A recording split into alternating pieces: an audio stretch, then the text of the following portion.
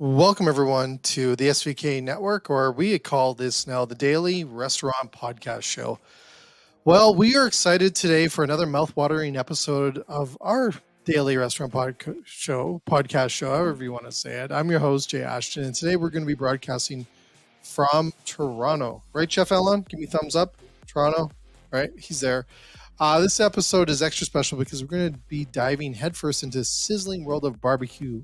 Yeah. And not just barbecue, but barbecue sauces that can make your grilling game to the next level. Should take it to the next level, I hope. And who better to guide us than our super awesome guest, Chef Alon from Kraft Heinz. So we're going to be tackling a little bit around barbecue sauces today, Richardson's and Bullseye. You guys have Bullseye too, Chef Alon? I can see that. I can't hear Richardson, we've got Kraft Barbecue, we've got lots of great options. I used everything under the sun you can get from us. I used that last night. Perfect. Anyway, we're going to also be discussing speed scratch barbecue sauces, which also can help you with unique flair to your dishes without really getting too crazy with overburdening your kitchen team. And of course, any questions you have, send them across. But also, we're recording today, so it's going to be up on all of our channels, as well as on demand on YouTube. You can watch this if you want to watch Chef Alon kill it with barbecue sauce. But it's going to be awesome today. So, Chef Alon, welcome back after many.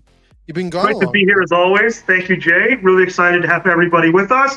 We're going to go through how to take our great lineup of sauces, but really make them your own with some nice, easy solutions. So we'll go through it. I'm assuming, Jay, we're going to throw to our intro, and then we'll dive right in.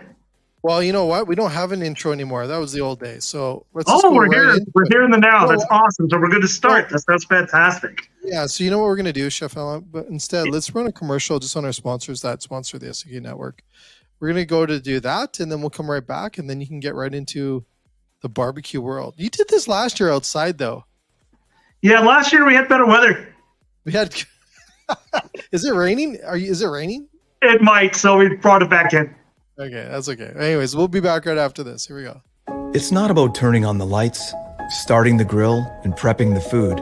You put on an apron, flip the open sign, and ready for the day. Regulars sit at the same spot and tell stories that bring smiles. Some days can be chaos, challenging. You persevere because you have an undaunted passion, a calling to make people feel welcome and warm. Guests come and go, some you may never see again. The restaurant business is heaven and hell. It's laughter and tears, forever changing and extremely challenging. When the day is done, feeling exhausted, yet somehow content, you smile, knowing tomorrow you get to do it all again. And you wouldn't change a thing. There you go, Chef.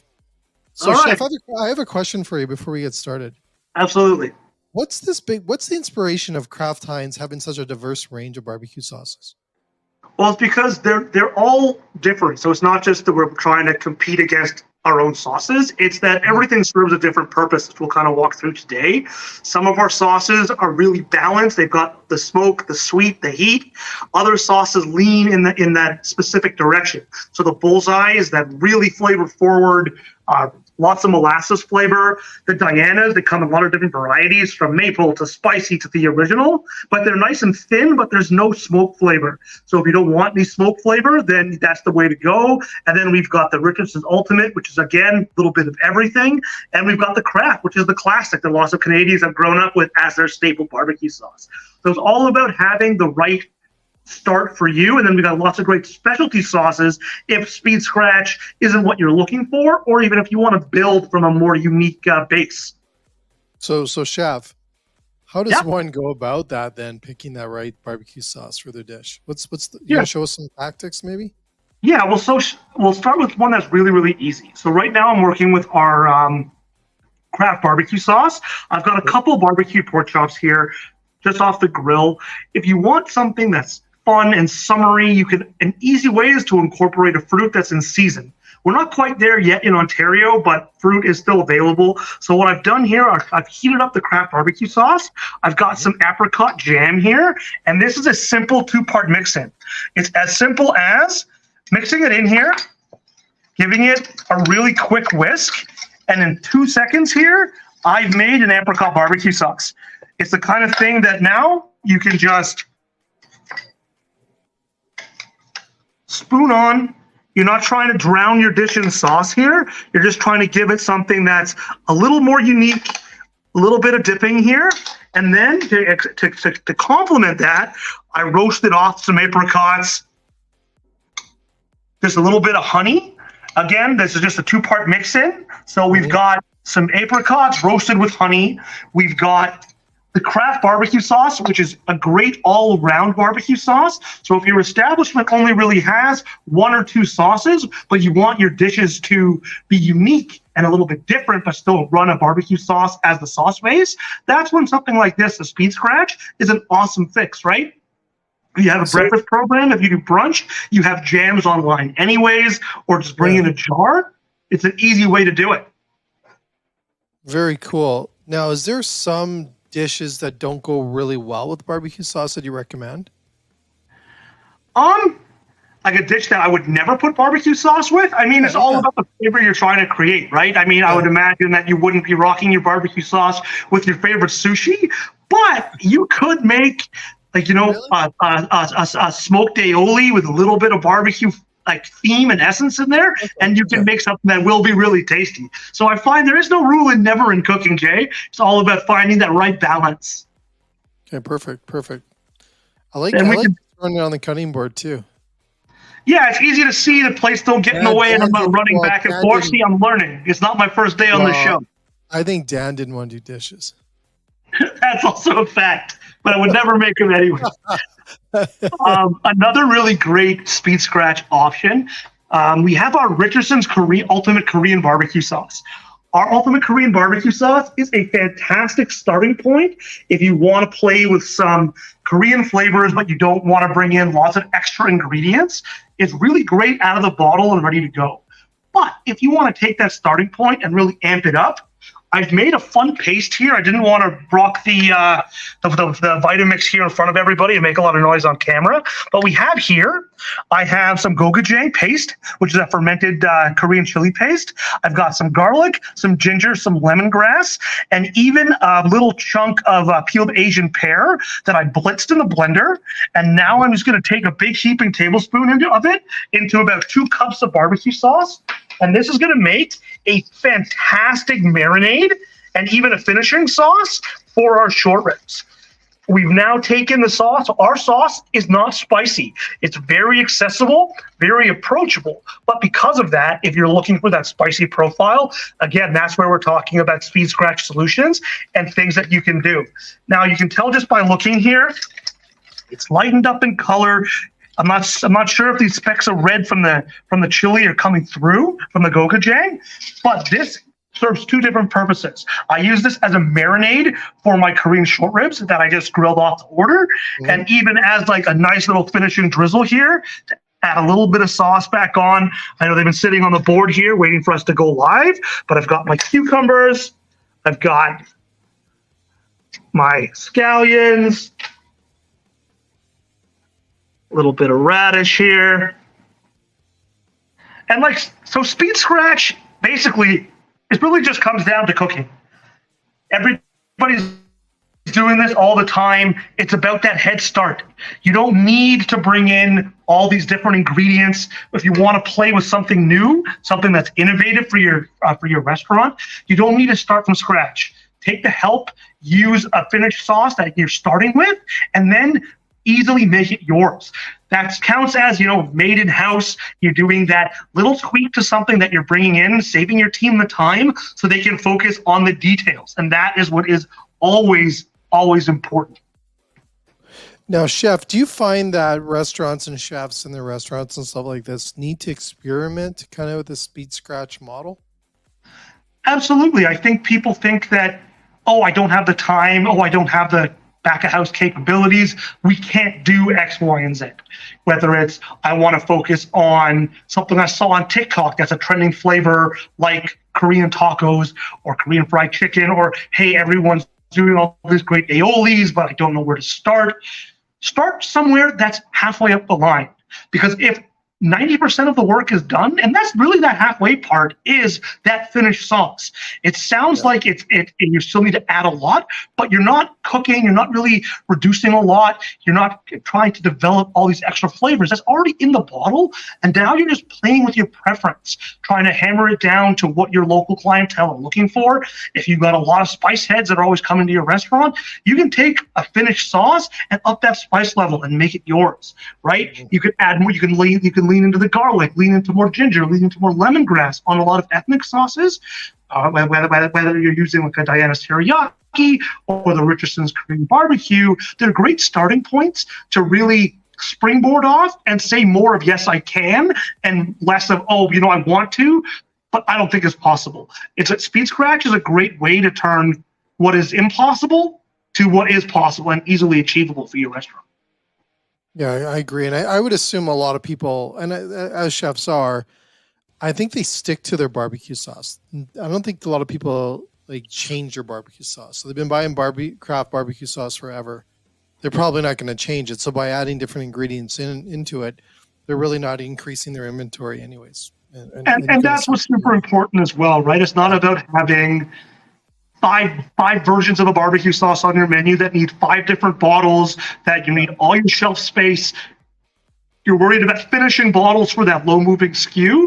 All of a sudden, you can do features, you can do specials, all using that same starting point.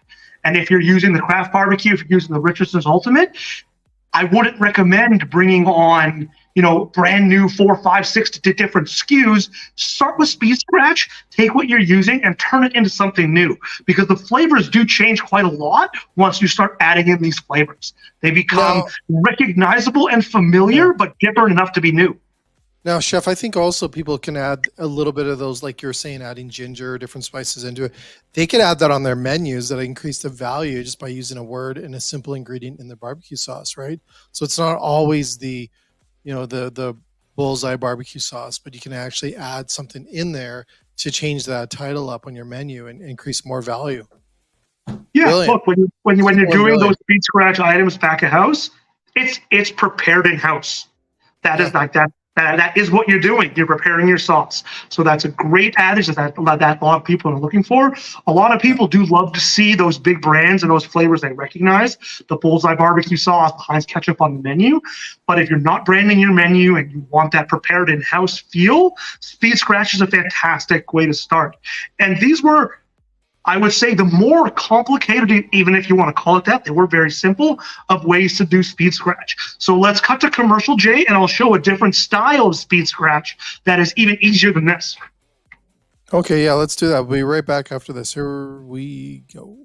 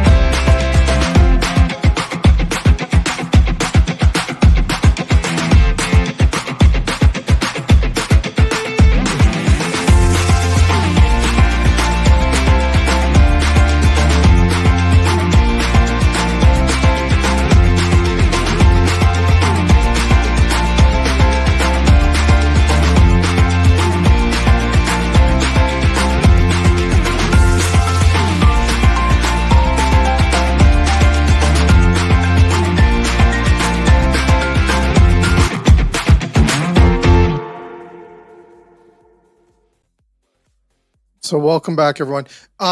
Chef, I have a question for you. I always screw this up, and I want to do this every time, I want to put barbecue sauce on vegetables on the grill. Can you do that? Yeah, so what I would always recommend is similar to what I have set up here for the chicken, is get yourself your barbecue sauce ready to go and your brush. Don't just toss your raw veg up in barbecue sauce and throw it on the grill. I honestly, I wouldn't recommend that for most things. There's a lot of sugar, obviously, in barbecue sauce, and it's just going to burn on you. And that's where you want to glaze your vegetables if you want that barbecued mushroom that's going to be your plant-based offering for your burger, but you still want that grilled barbecue flavor. You want to, as you're turning it on your grill. You're basting it with your brush. And that's where, honestly, finding the right sauce is actually super important. And it's actually, oddly enough, ties into exactly what I want to show now about using barbecue sauce as a glaze, not just getting it on there right away for your marinade, launching it in the oven or even your smoker, and you might even get those off flavors. You're going to get that burn. What I've done here is I did, because of the impending weather, I did this in the oven. We did a roast chicken, but this is a barbecue style. And one thing I love to do, and I even consider this speed scratch. So once the chicken was about 85% cooked, we all know once you cook trays of chicken, there's always that chicken runoff, that chicken stock that is sitting on the bottom of your pan that most of us are, trying to struggle and not burn ourselves as we're walking, to the rolling rack with a tray full of chicken. Yeah. A lot of chefs, a lot of restaurants are taking that and they're just dumping it.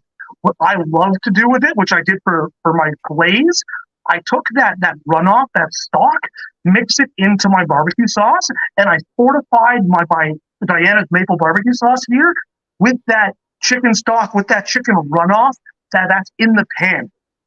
That thins up the barbecue sauce just a little bit, which if you're using it for a glaze is absolutely perfect. So when you're choosing a barbecue sauce, if you're thinking about something for a glaze, that's where the Diana's line is actually really, really nice. Because you can see here, it's really thin. I'm assuming there's more like fat, let's say. I don't know if that's the right word. You're adding fat, you're adding chicken flavor, and you're adding a lot, whatever you seasoned your chicken with, that flavor is now in that runoff, right? Nice, so you've made a custom chicken barbecue sauce here that, as like from that 85% done standpoint in the oven, I was just glazing every 8-9 minutes until I got this color I was looking for. You can see when you use like a thin barbecue sauce like the Diana's, we all grew up with it at home, so we kind of know the consistency just talking about it. It glazes on really beautifully. It doesn't clump, and it just shines. And because it doesn't clump, it caramelizes really nicely in the oven, and you end up with really nice glazed chicken here that makes that, if you're doing like a barbecue board, which is basically what I'm doing here. This is my version of my TikTok barbecue board here with all my different options. So chef, question for you. I did this I barbecued the other night. It was not last night, the night before. When I put barbecue sauce on, so you say about 80%, that's on all meat, about 80 to 90%, and then you let it caramelize on the grill? So I would finish it either like glazing or saucing after the fact. Barbecue sauces are very high in sugar. So if you're adding, like I grew up on this, Diana sauce smothered on a hot dog thrown on the barbecue, and my dad wondering why he burnt the hot dogs again, right? It's the sugar. Like, it took him a lifetime to figure it out. I know those of us in the industry, we already know better, right? We know you put that much sugar on something that's going into the bargain, like on a grill, into a hot oven, it's going to burn, right? So you can use your sauces as a glaze or as a dipping sauce, which is more like classic barbecue, if we're thinking that, Texas style, where you're not over saucing your meats and your proteins. You're using it as a glaze to finish. You're using it as a flavor enhancer. You're not just using it as, I'm going to slop on my marinade, I'm going to use my favorite barbecue sauce, and then I'm going to cook it and it's going to be great, right? It's all about using the right sauce for the right application and really understanding, how you're going to stop yourself from burning your food. Now, I have what I used to do, and I still do today, I just haven't done it in a while, is I'll add like a tablespoon or 2 of butter into the barbecue sauce. Yeah, that's perfect. Again, it's speed scratch. It's making it yours. I've chosen chicken fat for this particular build, and for my ribs, I'm adding pork fat. So my favorite way to cook ribs, to get the texture I want, I braise them in a braise that is about 60% barbecue sauce. I do some onions, some garlic, sweat that right down, get a little bit of chicken stock, and then about 80% of that volume, between 60 to 80% of that volume, I use barbecue sauce. And you end up, let me pull them here. I've got some ribs here that I braised. Get the first one here. Nice. And then I quickly brushed them with that sauce braise, finished them in the oven for about 4 or 5 minutes, and they were absolutely fantastic. And I did this in my restaurant days in a big tilt skillet. Yeah. I could hold like 6 cases of ribs. I get my braise in there, and you have 2 options from that point. What I first did when I started, I took that braise, reduced it down, and made like basically like a custom barbecue sauce. But what I started doing after that, I kept my basically like my mother braise, and I kept on adding more stock to it and doing the next batch of ribs. My barbecue sauce my barbecue braise was so porky, and it had so much rib flavor that I was just putting more of that natural pork flavor, more of that natural rib flavor into my ribs as I was braising. Not the best from a consistency standpoint, but my like 6th or 7th batch was so delicious and so easy. And if you're making ribs all the time at the volume I was going through, there's no time for bacteria, there's no time for it to turn on you, because you're constantly simmering it away, you're constantly cooking it, and you're just adding a little more as it reduces. And when it gets to the point that it's a little too strongly flavored, that's when, okay, you go back and you start the process over again. But I want to show you here with these ribs, sometimes for me, smoked ribs, they're tougher than customers are wanting. Competition barbecue, you lose points if your ribs aren't falling off the bone. But what's your consumer looking for in the restaurant business? They're looking for fall off the bone ribs. Like, look at that hole here. This is braised for 2 hours in predominantly barbecue sauce and whatever other flavors you want here. And I'm telling you, this is the rib that customers are looking for. Loaded with flavor, fall off the bone. And what I love about braising, you've got a lot of wiggle room. You've got 15 minutes in either direction for your team to really, hammer down the process. It's not a stressful operation. You're not having to deal with a smoker. You're not having to deal running outside. If you want to play in that barbecue rib space, get everybody what they're looking for this summer, you don't need that fancy equipment. You don't need to play outside of your restaurant's capabilities. What you need is a nice, tasty barbecue sauce. I use the Richardson's Ultimate, because it's smoky, it's sweet, got a little bit of spice to it. So you're generating that smoked flavor people are looking for, and you're delivering that nice, beautiful fall off the bone rib that everybody is all about. Nice. That is my favorite way to eat ribs. Now we're going to watch Dan eat the whole bowl of beans. So you're bringing up the beans, but you need sides for barbecue, right? And it's the season. Heinz beans come right out of the can, ready to heat up a fantastic side. And I've got here some Kraft coleslaw. Super simple to make. So I know Cisco sells those bags of already cut slaw, ready to rock and roll. A quick mix in with the coleslaw, and you're ready to go. But we are talking a bit about speed scratch, as you mentioned. You can take the Kraft coleslaw dressing, take our Renee's Chipotle aioli, mix 1 bag of the 1 liter of the aioli into the coleslaw, and all of a sudden you've got a Chipotle coleslaw. Right? Think of speed scratch. Think of, I don't want to order in a case of Chipotle peppers to make a Chipotle slaw. But if you use a Chipotle aioli in your restaurant, like our Renee's, you can cut that into your coleslaw dressing, and all of a sudden you've got that, that Renee's Kraft blend is bringing you a Chipotle slaw. You can use like a roasted garlic aioli to play with that flavor. You can use like the jalapeno lime. You can even, if you want to do like an Asian slaw, take the Korean barbecue, put it in with the Kraft coleslaw, and all of a sudden you can do an Asian-inspired slaw to go with your short ribs, to go with like a teriyaki chicken. Always think about using what you have in your restaurant that you're buying, because everyone's doing their best to buy great quality products, make sure their teams are stocked with the best resources in that respect. Why not mix and match? Develop those flavors you're looking for, and accentuate your dishes with something that you can claim is, unique to your space, without having your team, making aioli from scratch, making dressings from scratch, dealing with, unfortunately, staff that still isn't turning up to work? How do you make it so, your guys back at house are taken care of and have a great head start to get through their day? There you go. All done, Chef? Are you all done there? I think my board is full. I'm out of spaces to put I was food. just checking because you always throw me a curveball. Well, we can do a burger after another commercial if you want. Do you want to do a burger? One more Let's burger? Let's do a burger build. Let's have some fun. Okay, we'll do a burger. We'll do a burger build. I don't know, man. I can probably whoop you on that, but we'll do a burger build after this quick commercial. Here we go. Love it.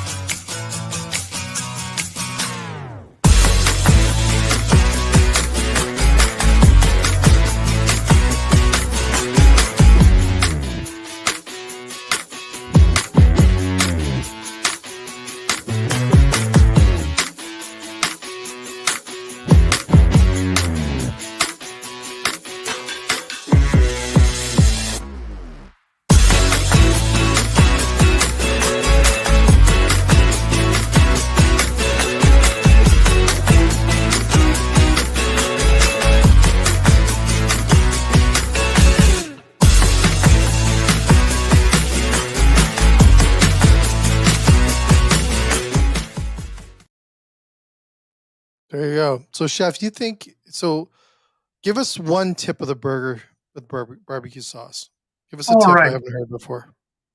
Okay, so if you're adding barbecue sauce to a burger, I always say you want to complement it with something that's savory. So what I have here, I've got a pulled pork burger here. I used our Rickard's apple butter mesquite barbecue sauce because if you don't want to play within that speed scratch space, then you can look for barbecue sauces that are a little more unique and have that flavor you're looking for. We have a couple options. We've got a 40 Creek barbecue sauce made with award-winning 40 Creek whiskey, and we also have a beer-infused sauce, the Rickard's apple butter mesquite, which is a fantastic sauce with pork. So I'm doing a pulled pork burger. But this sauce is very sweet. A lot of people don't want that super sweet burger. That's why it's ketchup and mustard, ketchup and mayo, right? People make that pink sauce, that mayo chup, mixing in that Heinz ketchup with the Heinz mayo because you don't want just purely sweet all the time, right? That's why pickles are fantastic on a burger, right? So if you're doing a barbecue burger, always try pair with something savory, something a little rich that's going to complement that. So for me, I'm doing that with my Renee's roasted garlic aioli here. I'm doing it with my Kraft Swiss cheese here, and I'm even going to put on here. I'm going to stay away from the beans, but I'm going to hit it with a little bit of slaw here to go with my pulled pork burger here. And again, you've got something that is really flavorful. This is what a lot of customers are looking for. Is my burger Instagrammable? This is, the past 2-3 years, this is what chefs are now starting to ask themselves. Not is my food priced right? Not is my food really tasty? Is my food Instagrammable? It's a new world, but we're here and it's here to stay, right? So it doesn't mean that everything else isn't as important. Your prices need to be right. Your bills need to be delicious. On top of that, doesn't look good on the internet. So I think everything here really does show nicely on Instagram. We haven't done anything that's very complicated. When I'm on this show here, I want to provide you with solutions that are attainable, easy to execute, because I want everybody out there that's working their way back at house to have as much support and as easy a time as possible. We know this business, everybody's stressing all the time. It's nonstop run in busy restaurants. What you can do to save yourself some time, take a shortcut without sacrificing quality. Speed Scratch Solutions, and that's exactly what that is designed for. So we've got everything from chops to short rib to burgers, ribs, and chicken here. A couple great side options. I think I'm over on time, Jay, but thank you so much for having me. No, this has been great. So first of all, thank you so much, Chef. And that's it, folks. We have had a deep dive into the barbecue world with none other than Chef Alon from Kraft Heinz Foods. Today, we really explored everything from the versatility of these premium barbecue sauces. Like, I think that's what's so nice about them, Chef, is the speed scratch cooking for the restaurants. It's so simple. It helps them with inventory. It's perfect for what we're looking for. But before we sign off, we want to extend a heartfelt thank you for you, Chef, for all the hard work there for you that you did Absolute today to pleasure. put this all together. And then for more ideas, please check out craftheinzfoodservice.ca and also be able to follow you guys on Instagram, I'm guessing as well, right, Chef? Absolutely. You can follow us at Kraft Heinz Edge and at craftheinzfoodservice.ca. You can find all that information. Thanks for having me on here, Jay. It's been an absolute blast. Thank you. Well, that's awesome. So thanks so much, Chef. And for everyone else, I hope you enjoyed today's daily restaurant podcast show.